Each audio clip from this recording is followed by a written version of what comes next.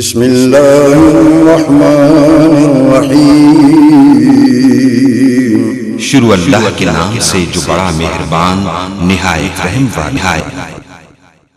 ہنے اوان سا ہم کلام تھین تھا اساں جے سکھر جی جاتل شخصیت امیر مرکزی جمعیت اہل حدیث فضیلت الشیخ محترم جناب مولانا محمد عثمان صاحب امیر مرکزی جمعیت اہل حدیث۔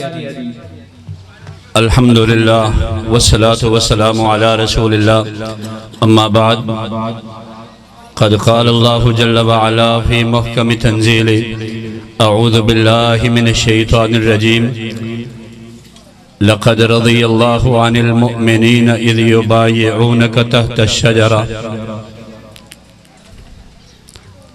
واجب التکریم احباب گرامی ذی وقار علماء اور اس گاؤں کے باسیوں، آج الحمدللہ سیرت النبی صلی اللہ علیہ وسلم کا پروگرام ہمارے ضلع ناظم تبلیغ محترم جناب قاری عمران احمد آرائی صاحب اور ان کے رفقاء نے یہاں ترتیب دیا ہے۔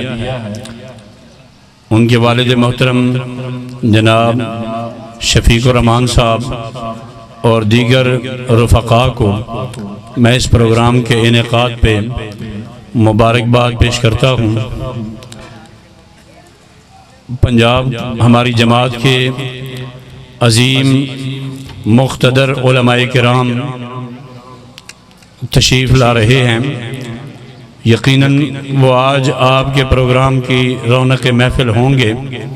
ہمارے جامعہ محمدیہ خانپور سے سینئر استاد محترم جناب حافظ عطا اللہ عمر صاحب جو فاضل مدینہ یونیورسٹی ہیں، الحمدللہ وہ بھی آپ کے درمیان تشریف فرما ہیں۔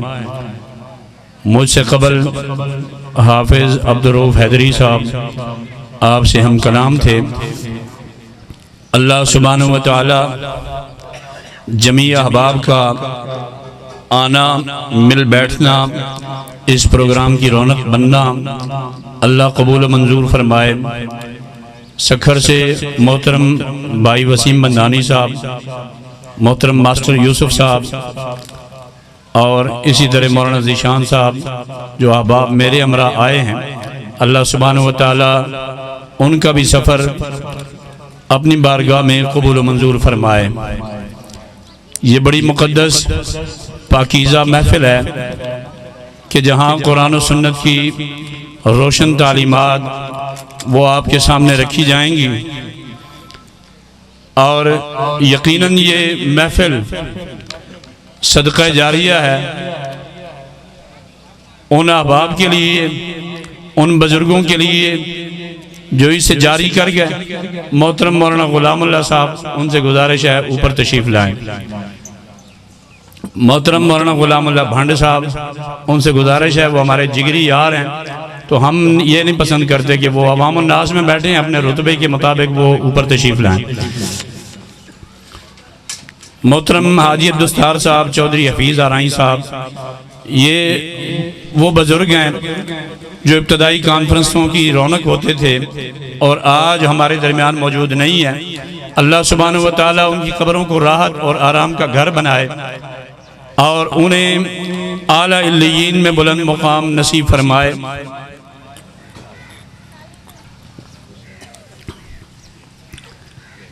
اب میں آپ حاضرین سے، بالخصوص نوجوانوں سے، ماشاءاللہ مولوی صاحب کے پاس بھی 24 تاریخ کو جلسہ ہے انشاءاللہ، وہاں بھی ایسے ہی جانا ہے۔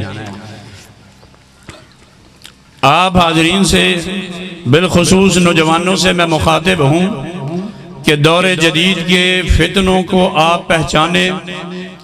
مقدسات، وہ شخصیات جو اسلام کے اولین راوی ہیں، وہ شخصیات جنہوں نے براہ راست نبوت سے فیضان پایا، صحابہ کرام رضوان اللہ علیہم اجمعین کی وہ جماعت کہ جن کے بارگاہ رسالت سے براہ راست تعلقات ہیں، بغیر واسطے کے فیضان نبوت ہے، اور یہ ایسا فیضان ہے جس پر پوری ملت اسلام کی عمارت کھڑی ہے۔ اس عمارت میں نقب زنی کرنے والے ایسے ملحد اور روافض کے گروہ پیدا ہو چکے ہیں کہ جنہوں نے کوئی ایک نقب نہیں چھوڑی، کوئی ایک راستہ نہیں چھوڑا، کوئی ایک جہت اور سمت نہیں چھوڑی کہ وہ مسلمانوں کے گھروں میں، ان کے نوجوانوں کے قلوب و اذہان میں خلجان پیدا کر رہے ہیں۔ پہلے وہ خود ہی اس موبائل کے ذریعے، سوشل میڈیا کے ذریعے پہلے وہ خود ہی سوال بناتے ہیں، سوال بھی خود کھڑے کرتے ہیں، پھر ان کے جواب دینے کے لیے بھی خود بیٹھ جاتے ہیں۔ یعنی پہلے سوال چھوڑا، ایک فتنے کا دروازہ کھولا، پھر اس فتنے کے حل کا راستہ بھی وہ خود متعارف کراتے ہیں۔ کسی پر اگر وطن عزیز پاکستان کی حدود تنگ ہیں، اس ملک کے در و دیوار اگر کسی پر تنگ ہوئے تو وہ باہر کی دنیا میں بیٹھ گیا یہاں فتنہ مچانے کے لیے۔ تو یہ بہت بڑا ہتھیار ہے شیطان کا کہ حضرات صحابہ کرام رضوان اللہ علیہ مجمعین کی جماعت کو متون کر دیا جائے۔ دراصل یہ عبداللہ بن سبا یہودی کی بقیہ اولاد ہے، اس کی ذریت ہے، اور اس کے بچے کھچے چیتھڑے ہیں کہ جو اہل سنت کے قلوب و ذہان میں حملہ آور ہوتے اور اس کے نتیجے میں مقدسات کو، مقدس شخصیات کو متعون کرنے کی کوشش کرتے ہیں۔ ایک بہت بڑا ان کا ہتھیار یہ ہے کہ وہ تاریخ کو لے کے کھڑے، جی فلاں تاریخ طبری نے یہ لکھا، جی بلازری نے یہ لکھا، فلاں مورخ نے یہ لکھا، ابن اسیر نے یہ لکھا، فلاں نے یہ لکھا، فلاں نے یہ لکھا۔ مورخین کی باتوں پر ان کی اس باطل فکر کی دار و مدار ہے، جبکہ شخصیات کون سی ہیں؟ اللہ کے رسول صلی اللہ علیہ وسلم سے براہ راست فیض پانے والی شخصیات۔ سب سے پہلے وہ حملہ آور ہوتے ہیں بڑی باریک بینی سے، ادنا صحابہ کرام کی طرف پہلے آتے ہیں۔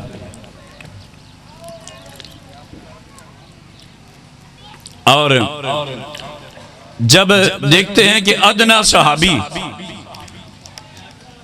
اس کی گستاخی پر کوئی رد عمل نہیں آتا تو ایک زبان جو کھل جاتی ہے، ایک سوال جو وہ دے دیتے ہیں، پھر اس پر زبان درازی جو چلنے لگتی ہے، وہ سیدنا امیر معاویہ رضی اللہ تعالیٰ عنہ تک پھر نہیں رہتی۔ یہ زبان جو باہر نکلتی ہے اس وقت واپس اس وقت تک منہ میں نہیں جاتی جب تک سیدنا صدیق تک نہیں پہنچتی۔ تو یہ زبانیں بند کرنی ہیں۔ اہل سنہ والجماعت اہل الحدیث کا یہ منہج ہے، ایک ایک صحابی رسول کے دروازے پر، اس کی چوکھٹ پر بیٹھ کے پہرا دینا ہے۔ کیوں؟ اللہ نے فرمایا لَقَدْ رَضِيَ اللَّهُ عَنِ الْمُؤْمِنِينَ إِذْ يُبَايِعُونَكَ تَحْتَ الشَّجَرَةِ، یقیناً پروردگار راضی ہو گیا صحابہ کرام کے اس گروہ کے ساتھ، صحابہ کرام کی اس جماعت کے ساتھ کہ جنہوں نے درخت کے نیچے پیغمبر کے ہاتھ پہ بیعت کی ہے۔ میں سوال کرتا ہوں، میں آپ سے پوچھتا ہوں، میں ان علماء ذی وقار سے پوچھتا ہوں کہ یہ درخت کے نیچے جو بیعت ہوئی ہے یہ کب ہوئی ہے؟ جی 6 ہجری میں جو مومن تھے، جو اللہ کے رسول صلی اللہ علیہ وسلم کے ہمراہ تھے، جن کے لیے بیعت کی جا رہی تھی، جس کے لیے بیعت ہو رہی تھی، وہ کون تھا؟ اور جو بیعت کرنے والے تھے وہ کون تھے؟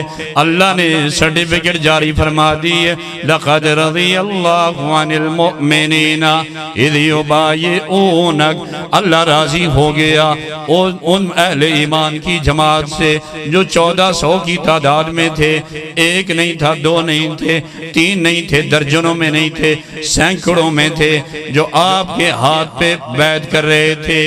اللہ سبحانہ وتعالیٰ اس جماعت سے راضی ہو گیا۔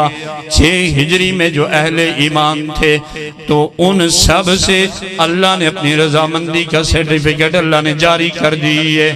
اب 14-15 صدیاں بیت جانے کے بعد ان 1400 میں سے کسی ایک کے بارے میں بھی بحث نہیں ہو سکتی، کسی کے ایمان کے متعلق، کسی تاریخی واقعے کو لے کر، کسی تاریخی حکایت کو لے کے جب اللہ نے رضامندی کے سرٹیفکیٹ جاری کر دیے تو پھر ان کے ایمان پر بحث نہیں ہو سکتی۔ بعد والوں کی تو اللہ نے ڈیوٹی لگا دی ہے۔ فرمایا والذین جاؤوا من بعدہم یقولون ربنا اغفر لنا ولاخواننا الذین سبقونا بالایمان۔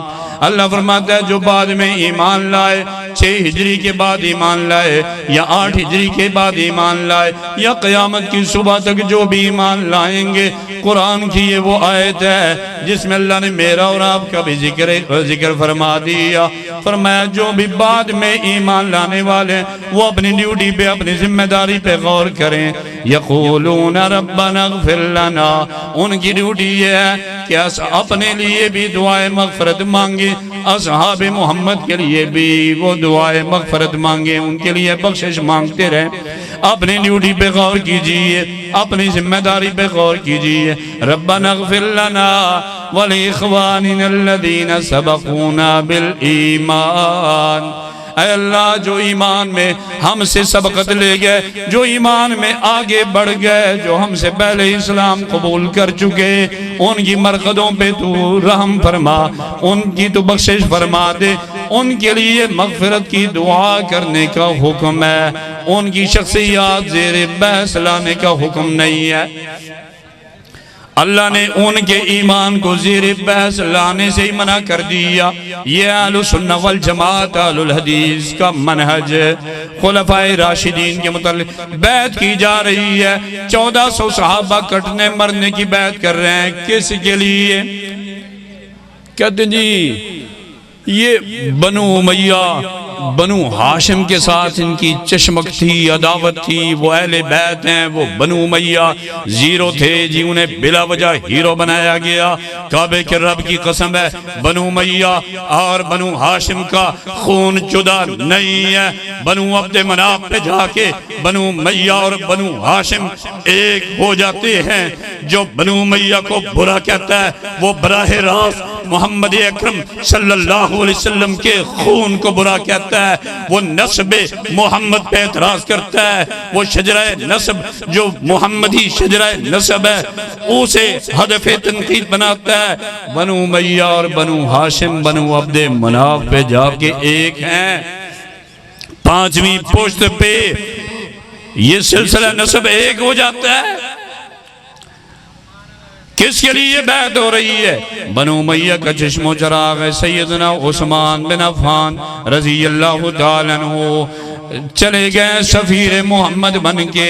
اگر بنو امیہ کا خاندان اتنا برا ہوتا معاذ اللہ تو بنو امیہ میں سے ہی سفیر محمد سیدنا عثمان بن عفان مکے میں نہ جاتے۔ انہیں کہا گیا جی آپ کعبے کا طواف کر لیجئے، آپ کو اجازت ہے۔ آپ کے نبی جناب محمد صلی اللہ علیہ وسلم انہیں کعبے کے طواف کی اجازت نہیں ہے، انہیں عمرے کی اجازت نہیں ہے۔ فرماتے ہیں کہ جب انہیں اجازت نہیں ہے تو میں مکے آ کے بھی طواف کرنے کے لیے تیار نہیں ہوں۔ ادھر حدیبیہ میں اطلاع پہنچی جی عثمان بن عفان کو پہلے اطلاع جی قید میں ڈال دیا گیا ہے، پھر اطلاع آئی جی معاذ اللہ قتل کر دیا گیا ہے۔ جب اللہ کے رسول صلی اللہ علیہ وسلم کو پتا چلا عثمان شہید کر دیے گئے، آپ نے 1400 صحابہ کو لائنوں میں بلا لیا، ہاتھوں پہ ہاتھ رکھوا لیے۔ عربوں میں رواج تھا عہد و پیمان کے لیے، عہد و پیمان کے لیے، پکا وعدہ لینے کے لیے ہاتھوں میں ہاتھ دیے جاتے تھے، ہاتھ پہ ہاتھ رکھ کے وقت کے سردار کے ساتھ بیعت کی جاتی تھی، عہد کیا جاتا تھا کہ جو آپ کہیں گے اس کی خلاف ورزی نہیں ہوگی، آپ کے حکم پہ جانیں گوا دیں گے، جسم لٹا دیں گے، مال لٹا دیں گے، قربانیاں دے دیں گے، لیکن میدان سے انحراف نہیں کریں گے۔ 1400 صحابہ لائن در لائن، قطار اندر قطار بیعت کر رہے ہیں، کس لیے؟ خون عثمان کا انتقام لینے کے لیے۔ اگر بنو امیہ کا خاندان معاذ اللہ اتنا برا تھا تو سفیر کیوں بنایا گیا؟ اور پھر اگر بنو امیہ کا خاندان اگر معاذ اللہ اتنا برا تھا تو بنو امیہ کے چشم و چراغ کے لیے جناب محمد کریم صلی اللہ علیہ وسلم 1400 صحابہ سے کٹنے مرنے کے عہد و پیمان کیوں لے رہے ہیں؟ بہت بڑا سوال ہے، کیوں عہد و پیمان لیے؟ فرمایا جائیں گے نہیں، واپس نہیں جائیں گے، کٹ جائیں گے، مر جائیں گے قصاص عثمان کے لیے، واپسی پر کوئی سمجھوتا نہیں ہے۔ کہا آؤ عہد کرو، ادھر عہد ہونے لگا، اللہ نے تائید کر دی، فرمایا ید اللہ فوق ایدیہم، کچھ لوگوں نے آپ کے ہاتھ پہ ہاتھ رکھے، اللہ نے اپنا ہاتھ ان پہ رکھا، ان کے ہاتھوں پر اللہ کا ہاتھ ہے۔ اور آپ نے فرمایا لوگوں گواہ رہو، اس بیعت میں عثمان بھی شامل ہیں۔ آپ نے فرمایا یہ میرا ہاتھ، ایک میرا ہاتھ ہے، دوسرا ہاتھ عثمان کا ہاتھ ہے۔ محمد کریم صلی اللہ علیہ وسلم اپنے ہاتھ کو عثمان کا ہاتھ قرار دیتے ہیں۔ اللہ فرماتا ہے لَقَدْ رَضِيَ اللَّهُ عَنِ الْمُؤْمِنِينَ إِذْ يُبَايِعُونَكَ تَحْتَ الشَّجَرَةِ، یہ درخت کے نیچے آپ سے بیعت کر رہے تھے اور اللہ عرشوں پہ راضی ہو رہا تھا۔ تو وہ جماعت جس سے پروردگار راضی ہو گیا، اس جماعت میں سے کوئی ایک ادنا سے ادنا شخصیت بھی اس کے چوکھٹ پہ بیٹھ کے پہرا دینا اہل سنت پر فرض ہے۔ ایک ادنا، دوسرے لفظوں میں ایک ادنا صحابی ہے نا، سیدنا عبداللہ بن ام مکتوم، مکہ مکرمہ میں اللہ کے رسول صلی اللہ علیہ وسلم نے جب دعوت توحید کا احیاء کیا، توحید کا آپ نے تعارف کروایا تو مخالفت بڑھنے لگی۔ توحید اور شرک کا آپس میں کوئی جوڑ نہیں، اور سرے سے یہ حقیقت ہے کہ مشرک کے پلے عقل بھی کوئی نہیں ہوتی، مشرک کے پلے عقل نہیں ہوتی، وہ عقل ساری نیچے رکھ کے نا خود اوپر بیٹھ جاتا ہے۔ تو مشرکین سرداران قریش، ان کو ایک اعتراض یہ بھی تھا اللہ کے رسول صلی اللہ علیہ وسلم پر، ایک اعتراض یہ بھی تھا جی ہم آپ کا کلمہ تو پڑھ لیں، آپ کے ساتھ دینے کے لیے ہم تیار تو ہو جائیں، لیکن جب آپ کے پاس آتے ہیں، آپ کے آس پاس غریب، بے وطن، غلام اور اسی طرح معاشرے کا جو نچلا طبقہ ہے، یہ لوگ آپ کے آس پاس ہوتے ہیں، غریب الدیار لوگ، تو ان کا اور ہمارا کوئی جوڑ بنتا نہیں۔ یہ غریب و بے وطن لوگ جب ہم آئے نا تو تھوڑا دائیں بائیں ہو جائیں، دوسرے لفظوں میں یوں کہہ لیں کہ چودھریوں وڈیروں کی کلاسیں الگ ہونی چاہیے، ہمارا کوئی الگ سے ٹائم مختص ہو جائے۔ تو اللہ کے رسول صلی اللہ علیہ وسلم بڑے حریص تھے، آپ چاہتے تھے کہ لوگ کلمہ پڑھ لیں، اسلام قبول کر لیں، توحید کے قریب آ جائیں، شرک چھوڑ دیں۔ آپ نے اس حکمت کے تحت کہا چلو کوئی نہیں، اگر جیسے وہ پسند کرتے ہیں ان کو الگ تھوڑا ٹائم دے دو۔ مثال کے طور پہ اب ہم یہاں کوئی بندہ آئے، شیخ شبیر احمد جمالی صاحب کو یا پروفیسر عبدالرزاق ساجد صاحب کو 2 منٹ الگ بات کرنی ہے، تو اگر بات الگ کرنے سے یہ رائے راست پہ آ جائے تو سودا مہنگا نہیں ہے۔ تو اللہ کے رسول نے بھی الگ ٹائم دے دیا اور صحابہ کرام سے کہہ دیا کہ دیکھو آج بڑے بڑے سردار لوگ آئیں گے، آپ لوگ تھوڑا دائیں بائیں رہنا، تو ان کے ساتھ الگ سے میٹنگ ہے۔ خیر جو وہ آنکھوں والے تھے انہوں نے تو سمجھ لیا سرداران قریش بیٹھے ہوئے ہیں، اور ادھر یہ نابینا ہے بیچارہ عبداللہ بن ام مکتوم، اس کو پتہ نہیں تھا یہ معمول کے مطابق چلتا آ رہا ہے۔ ان کے وڈیرے لوگ بیٹھے ہوئے ہیں، سردار چودھری بیٹھے ہوئے ہیں، اللہ کے رسول انہیں سمجھا رہے ہیں، اور ادھر سے وہ آیا حسب معمول جیسے آتا تھا آپ کے قریب آ کے بیٹھ گیا۔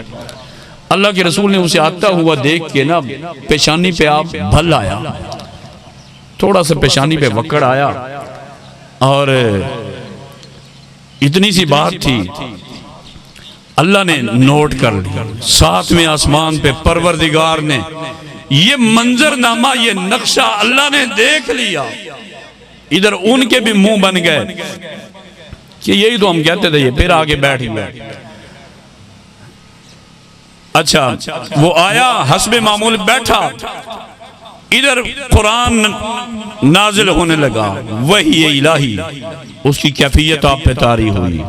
اللہ نے فرمایا عبس و تولا ان جاہ الاعمى، اے پیغمبر جب عبداللہ بن ام مکتوم آ رہا تھا آپ نے پیشانی پہ شکنزار کی، آپ کی پیشانی پہ بل آیا، پروردگار عالم کی غیرت نے یہ گوارا نہیں کیا۔ یہ ایک اللہ کا طریقہ ہے کہ اصحاب محمد صلی اللہ علیہ وسلم کو ان کی تکریم پہ جب کوئی حرف زنی آئے، ان کی تکریم کے خلاف جو کوئی معاملہ ہو، اللہ کا قرآن میں اللہ کا یہی طریقہ ہے کہ اللہ نے کبھی ادھار نہیں کیا، اللہ نے فوراً جواب دیا ہے۔ اللہ نے اپنے حبیب صلی اللہ علیہ وسلم سے باز پرس فرمایا جائیں یہ سارے کے سارے سرداران قریش، یہ سرداران مکہ جائیں باڑ میں، ایک بھی مومن نہ ہو۔ اللہ کی غیرت یہ گوارا نہیں کرتی کہ کسی ادنا صحابی کو دیکھ کے بھی آپ کی پیشانی پہ شکن آئے، اللہ یہ پسند نہیں کرتا۔ 13 آیات مسلسل عبداللہ بن ام مکتوم رضی اللہ تعالیٰ عنہ کی شان میں اللہ نے نازل فرما دی۔ فرمایا یہ جاتے ہیں جائیں جہنم میں، انک لا تہدی من احببت ولکن اللہ یہدی من یشاء۔ ہدایت اللہ نے دینی ہے، وہ ہدایت جو منزل تک پہنچا دے وہ اللہ ہی کے اختیار میں۔ اگر یہ آپ کے اصحاب کا بائیکاٹ کرتے ہیں، اللہ کو ان کا ایمان ہی گوارا نہیں۔ وہ لوگ کہتے تھے انؤمن کما آمن الناس، کیا ہم ایمان ایسے لائیں؟ انؤمن کما آمن السفہاء، جب انہیں کہا جاتا وَإِذَا قِيلَ لَهُمْ آمِنُوا كَمَا آمَنَ النَّاسِ، جب انہیں کہا جاتا ایمان لاؤ ایسے جیسے یہ مخلص صحابہ ایمان لائے ہیں، تو کہتے انؤمن کما آمن السفہاء، کیا ہم ایسے ایمان لائیں جیسے یہ بے وقوف ایمان لائے۔ اب یہ جو سفہاء ہے اس کی ضد ہے فقہا، گویا، اور اس کا واحد ہے فقہا کا واحد فقیہ ہے، سفہاء کی اس کا واحد سفیہ ہے۔ تو وہ صحابہ اکرام کو انہوں نے فقہا نہیں سمجھا، معاذ اللہ انہوں نے سفہاء سمجھا۔ ہے نا امت میں بعض ایسے گروہ ہیں کہتے ہیں صحابی تو ہیں مگر فقیہ نہیں ہیں۔ کچھ لوگوں نے صحابہ اکرام کو غیر فقیہ کہا، انہوں نے بھی در پردہ گستاخی کے راستے کھولے، اور کچھ لوگوں نے سفہاء کہا، وہ اعلانیہ روافض ٹھہرے اس دور کے لوگ جنہوں نے مکہ مکرمہ کی وادیوں میں صحابہ کرام کے لیے سفہاء کا لفظ استعمال کیا۔ حافظ ابن حجر لکھتے ہیں گویا اللہ کی غیرت فوراً جوش میں آئی اور اللہ نے کوئی ادھار نہیں کیا، فی الفور جواب دیا، فی الفور اللہ نے جواب دیا، اور 3 تاکیدیں جمع کر کے جواب دے دیا۔ انہوں نے کہا انؤمن کما آمن السفہاء، کیا ہم ایمان لائیں ایسے جیسے معاذ اللہ یہ بے وقوف ایمان لائے، بلال جیسے لوگ، سیدنا صہیب رومی جیسے لوگ، عمار بن یاسر کے گھرانے جیسے ایمان لائیں، کیا ہم ایسے ایمان لائیں؟ ان مخلص اہل ایمان والوں کو وہ بے وقوف کہہ رہے تھے، اور ادھر اللہ سبحانہ وتعالی نے فوراً جواب دیا، فرمایا الا انہم ہم السفہاء، پہلی تاکید الا، پھر انہم ضمیر جمع غائب کی نون مشدد کے ساتھ، بے شک وہی، خبردار بے شک وہی، پھر تیسری ضمیر ہم السفہاء، جمع مذکر غائب کی تیسری ضمیر اللہ نے ذکر کر دی، فرمایا خبردار بے شک وہی بے وقوف ہے جو صحابہ کو بے وقوف کہتے ہیں۔ حجت پوری کر دی۔ صحابہ اکرام، ان کے ایمان، ان کے توقیر، ان کے احترام، ان کے وقار کا تو یہ عالم ہے۔ اللہ فرماتا ہے اذا جاءک الذین یؤمنون بآیاتنا، اے پیغمبر جب آپ کے پاس وہ لوگ آئیں جو ایمان لائے، اہل ایمان کی جماعت آئے، مخلصین کی جماعت آئے، صدیق عمر عثمان جیسے لوگ آئیں، طلحہ زبیر سعد سعید جیسے لوگ آئیں، عبد الرحمن بن عوف جیسے لوگ آئیں، سیدنا علی مرتضی رضی اللہ تعالیٰ عنہ جیسے لوگ جب آپ کے پاس آئیں، فَقُلْ سَلَامٌ عَلَيْكُمْ، آپ انہیں سلام کہہ دیجئے، اللہ کی طرف سے ان پر سلامتی ہو، سلامتی کے پیغام آپ انہیں بھیج دیجئے، جن کو پروردگار عالم عرشوں سے سلام بھیجے۔ کائنات کا کوئی چوڑا چمار آج بیٹھ جائے تاریخ کے اور آگ کھنگال کے ان کے ایمان پر، ان کے عقیدے پر بحث کرنے لگ جائے، نہیں مانتے نہیں مانتے نہیں مانتے۔ اہل سنہ والجماعت اور حدیث کا یہ دعویٰ ہے کہ صحابہ کرام رضوان اللہ علیہم اجمعین کی جو جماعت ہے یہ تاریخی جماعت ہے ہی نہیں، یہ قرآنی جماعت ہے۔ ان کو آپ نے تلاش کرنا ہے، قرآن کے پاروں میں تلاش کیجئے، قرآن کی صورتوں میں تلاش کیجئے۔ والسابقون الاولون من المہاجرین والانصار والذین اتبعوہم بإحسان رضی اللہ عنہم ورضوا عنہ۔ سابقون الاولون یہ پہلا گروہ ہے اہل ایمان کا، اہل ایمان میں آنے والی پہلی جماعت سیدنا صدیق، علی، زید اور اسی طرح سیدہ خدیجہ الکبریٰ، ان جیسے لوگ، عشرہ مبشرہ جیسے لوگ، سابقون الاولون۔ یہ پھر ہجرت میں سبقت لے جانے والے، ہجرت میں آگے بڑھنے والے، آپ نے فضیلت دیکھنی ہے، آپ سبقت اسلام کو دیکھیے کہ پہلے مسلمان ہونے والے کون ہیں۔ جب آپ سبقت اسلام کو دیکھنے لگیں گے، جب آپ یہ چیپٹر کھولیں گے، جب آپ احادیث کی کتابیں دیکھیں گے، سیرت نبی دیکھیں گے، پیغمبر کا توحید کا اعلان دیکھیں گے، اعلان ذی وقار دیکھیں گے، جب بھی نبوت کو آپ دیکھیں گے، نبوت سے صدیق کو آپ جدا نہیں پائیں گے۔ اسلام کا پہلا دن دکھا دیں جس دن اسلام ظاہر ہوا، کلمہ آیا، اور اس دن صدیق نبی کے ساتھ نہیں تھا۔ تقدم فی الاسلام میں آپ دیکھیں تب بھی صدیق سے بڑا مقدم فی الاسلام بھی کوئی نہیں۔ آپ ہجرت کو دیکھیں، اگر شان ملتی ہے، عزت ملتی ہے، مقام و مرتبہ ملتا ہے ہجرت کی وجہ سے، لائیے صدیق سے بڑا مہاجر بھی کوئی نہیں۔ اگر شان رتبہ ملتا ہے، یرفع اللہ الذین آمنوا، اگر اللہ اہل ایمان کو بلند کرتا ہے، اہل علم کو اللہ بلند کرتا ہے، صحابہ کرام کی جماعت میں صدیق سے بڑا عالم بھی کوئی نہیں۔ اور اگر عزت ملتی ہے جہاد فی سبیل اللہ کی وجہ سے، میدانوں میں آنے کی وجہ سے، تیر و تفنگ چلانے کی وجہ سے، حرب و ضرب کی وجہ سے، پیغمبر کے ہمراہ جنگوں میں نکلنے پر اگر عزت ملتی ہے، لائیے دیکھیے مغازی کو دیکھیے، سیرت رسول کو دیکھیے، غزوات نبوی کو دیکھیے، سیدنا صدیق سے بڑا مجاہد بھی کوئی نہیں، جب مجاہد ان سے بڑا کوئی نہیں، جب مہاجر ان سے بڑا کوئی نہیں، اور جب ان سے بڑا غازی کوئی نہیں، جب ان سے بڑا مقدم فی الاسلام کوئی نہیں، تو پھر ماننا پڑے گا کہ نبوت کے بعد ہے ہی صدیق۔ اور کچھ ایسے لوگ ہیں جو نبی و صدیق کو آپس میں الگ کرنے پہ تلے ہوئے ایسے ہیں، ایسے زہریلے نانگ ہیں۔ یقیناً وہ سیدنا صدیق تک پہنچنے کی کوشش کرتے ہیں، لیکن دعویٰ اہل سنہ والجماعت کے ثبوت کا کہ یہ زہریلا سیاہ ناگ رہے گا صدیق کی ایڑی کے نیچے۔ اللہ نے اسے رکھا، سیدنا صدیق کی ایڑی کے نیچے رکھا ہے، ایڑی سے اس کا سر کچلت ہو جائے گا، یہ اٹھ نہیں سکے گا۔ سیدنا عبداللہ بن ام مکتوم رضی اللہ تعالیٰ، ان جیسے دوسرے لفظوں میں ادنا صحابہ، ادنا سے ادنا صحابہ، اللہ نے ان کے متعلق پیغمبر کیے جبین پہ شکن آئے یہ گوارا نہیں کیا۔ تو کیسے اجازت دی جا سکتی ہے قیامت کی صبح تک کسی شخص کو کہ حضرات صحابہ کرام رضوان اللہ علیہم اجمعین میں سے کسی ایک ادنا سے ادنا شخصیت کے ایمان پہ حرف زنی کرے؟ یہ نہیں ہو سکتا۔ ایک ایک صحابی کے ایمان پر گواہی دے کے ہر صحابی نبی جنتی کا اقرار کرنا پڑے گا، یہ آوازہ بلند کرنا پڑے گا، تب کہیں جا کے ایمان مکمل ہے۔ آپ دیکھیں سب سے بڑا گناہ کیا ہو سکتا ہے؟ یہی گناہ ہو سکتا ہے نا کہ کوئی غیر اخلاقی حرکت ہو جائے، چلو دوسرے لفظوں میں آپ کہہ لیں زنا۔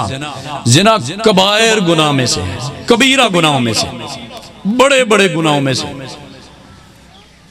سیدنا ماعز بن مالک اسلمی رضی اللہ تعالیٰ وہ آئے اللہ کے رسول صلی اللہ علیہ وسلم کے پاس آئے، کہنے لگے جی مجھ سے گناہ ہو گیا ہے۔ آپ نے منہ ادھر پھیرا، پھر ادھر آ گئے، جی گناہ ہو گیا ہے۔ آپ نے ادھر منہ پھیر لیا، ادھر سے ادھر، آپ ٹالتے رہے۔ وہ آپ نے سادہ لفظوں میں اسے سمجھایا، جانتے ہو گناہ کسے کہتے ہیں؟ سادہ لفظوں میں زنا کی تعریف مطلب کہا ہاں جی یہی گناہ ہوا۔ جب اعتراف ہو گیا آپ نے فرمایا جی لے جاؤ رجم کرو ماعز کو۔ لے گئے صحابہ کرام حضرت ماعز بن مالک کو رجم کرنے کے لیے، پتھر لگنے لگے۔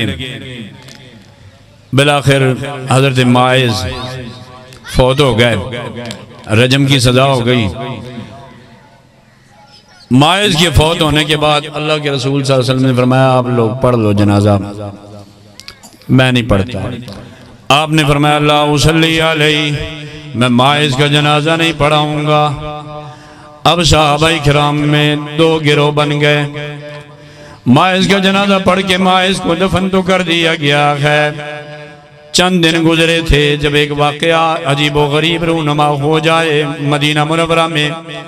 پھر بحث چھڑی، عشاء کی نماز کے لیے اللہ کے رسول صلی اللہ علیہ وسلم تشریف نہیں لائے تھے، ابھی مسجد میں لوگ نماز کا انتظار کر رہے تھے۔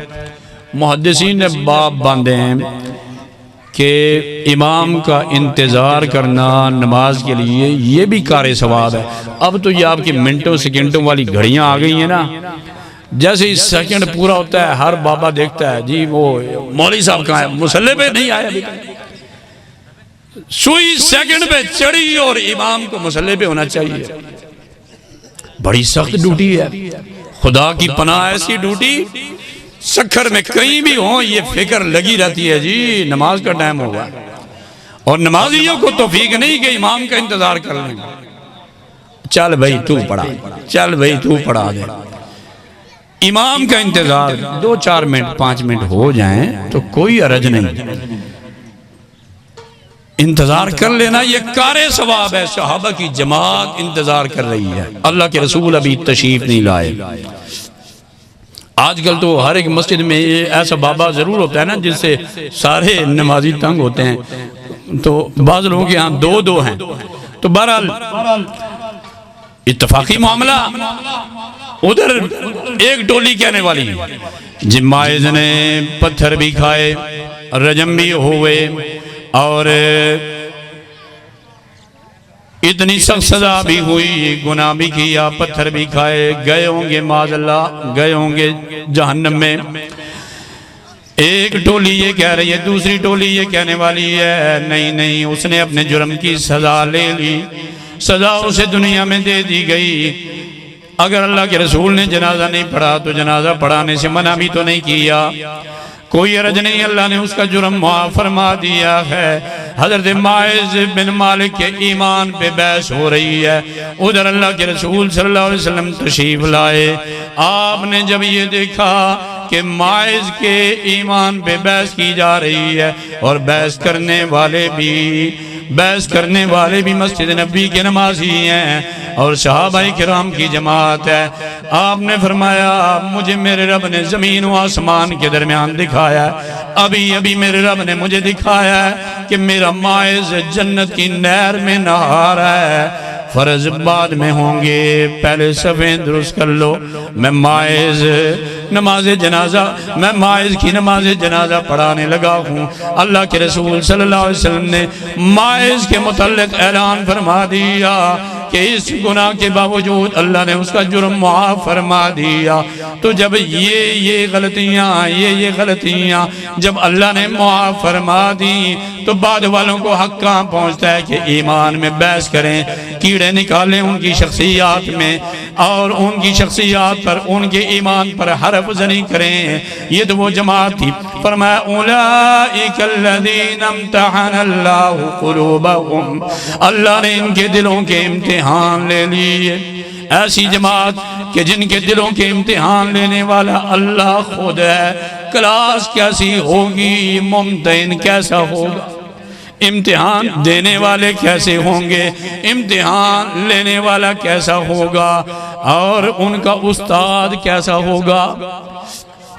جن کا امتحان اللہ لے رہا ہے، جن کا استاد رسول اللہ ہے، جن کا استاد رسول اللہ ہے اور اللہ سبحانہ وتعالی جن کے دلوں کا امتحان لے رہا ہے، اولئک الذین امتحن اللہ قلوبہم للتقوی، اللہ نے ان کا امتحان لیا، ان کے دلوں کا، جب دیکھا تقوی ہے، 100% نمبروں کے ساتھ یہ کامیاب و کامران ہے۔ جب امتحان اللہ نے لیا یہ 100% نمبروں والے، اولئک الذین امتحن اللہ قلوبہم للتقوی۔ اچھا اللہ کو نہیں پتا تھا یہ آپس میں لڑ بھی پڑیں گے، پتا تھا پروردگار کو کہ ایک وقت آئے گا یہ آپس میں لڑ بھی پڑیں گے، لیکن ان کی لڑائیوں کے باوجود پروردگار فرماتے ہیں کہ یہ وہ جماعت ہے، وَإِن طَائِفَتَانِ مِنَ الْمُؤْمِنِينَ اقْتَتَلُوا فَأَصْلِحُوا بَيْنَ أَخَوَيْكُمْ، اللہ نے فرمایا دونوں لڑنے والی جماعتیں، اللہ فرماتا ہے طائفتان، وَإِن طَائِفَتَانِ مِنَ الْمُؤْمِنِينَ، یہ دونوں جو لڑنے والی جماعتیں اہل ایمان کی، دونوں جماعتیں اہل ایمان کی، تو دونوں کے ایمان پر گواہی اللہ سبحانہ وتعالی خود دے رہا ہے۔ اللہ کے رسول صلی اللہ علیہ وسلم اپنے ممبر نبی پہ تشریف فرما ہے، اسی اسنا میں سیدنا حسن بن علی رضی اللہ تعالیٰ عنہ تشریف لائے، آپ نے فرمایا ابنی ھذا سید، یہ میرا بیٹا آ گیا، یہ سردار ہے۔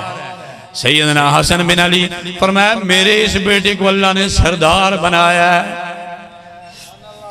سردار بیٹا میرا آ گیا، لعل اللہ ان یصلح علی یدیہ بین فئتین عظیمتین من المسلمین، ایک وقت ایسا آنے والا ہے کہ اللہ اس میرے بیٹے کی بدولت، میرے اس بچے کی بدولت، اللہ سبحانہ وتعالی اہل ایمان کی دو بڑی جماعتوں کو باہم شیر و شکر کر دے گا۔ اہل ایمان کی دو بڑی جماعتیں آپس میں صلح کر لیں گی، اس صلح کا سبب میرا یہ بیٹا بنے گا۔ تو سیدنا حسن بن علی رضی اللہ تعالیٰ عنہما آپ کی اس پیشگوئی کا مصداق ٹھہرے سن 40 ہجری میں۔ اللہ کے رسول نے ایک ارشاد فرمایا اور وہ ارشاد 30 سال بعد پورا ہو رہا ہے، زبان نبوت پوری ہوئی۔ سیدنا امیر معاویہ گردنوں کے حکمران بنے، سیدنا حسن بن علی دلوں کے حکمران بن گئے۔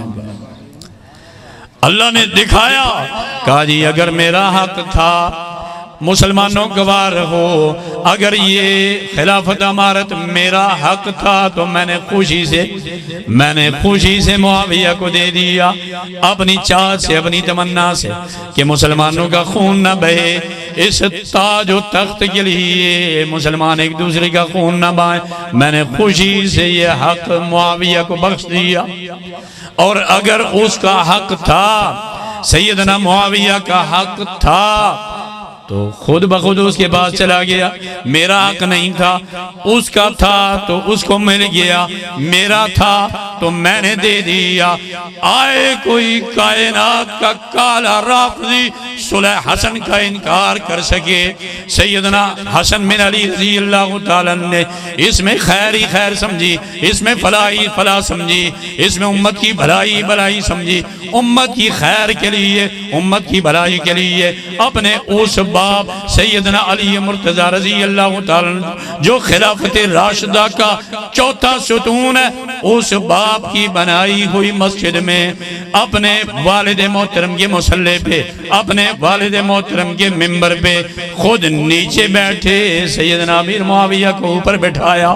لوگوں کو دکھلانا چاہتے تھے کہ دیکھو ہم آپس میں شیر و شکر ہیں، ہمارا ان کا کوئی خون جدا نہیں ہے، بنو ہاشم اور بنو امیہ ایک، دکھانا یہ چاہتے تھے۔ تم دشمنیاں نکالو، ہم محبتیں بانٹیں۔ اصحاب محمد رضوان اللہ علیہ مجمعین اہل بیت کے درمیان دشمنیاں نکالنا حرام ہے، حرام ناجائز ہے، قطعاً اس کا جواز کوئی نہیں، شریعت اسلامیہ میں اس کی کوئی گنجائش نہیں۔ خلافت راشدہ اولین ستون ہے اسلام کا، جس نے اسلام کی ناؤ کو بچایا ہے۔